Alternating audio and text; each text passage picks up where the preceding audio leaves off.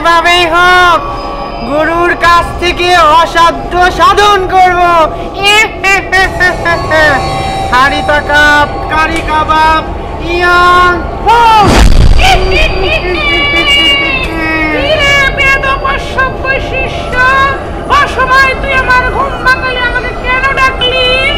গুরু, আপনি আমাকে ইতর বাতর যাই বলেন, শেষবারের মতো আপনার কাছে একটা জিনিস চাইতে এসেছি গুরু।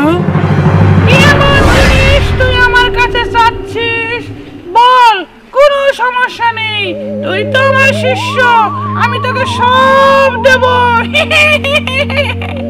গুরু, আমি আপনার কাছে একটা জিনিস চাই, আকাশে বাতাসে গ্রহ নক্ষত্রে সব জায়গায় যেন আমি বিচরণ করতে পারি। বুঝতে পেরেছি, তোর শয়তানি শক্তি হাসিল করার ইচ্ছা জেগেছে, কিন্তু সেটা তো সহজ কথা নয়, এ বড় বড় কঠিন কাজ। গুরু, যত বড়ই কঠিন কাজ হোক না কেন আমি সেটা হাসিল করেই ছাড়বো। তুমি আমাকে একটু উপায় বলে দাও গুরু।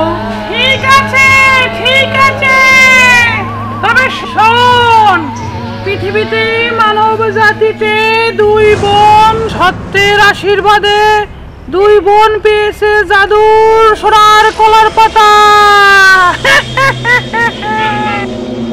সোনার কলার পাতা? সোনার কলার পাতা দিয়ে কি হবে গুরু?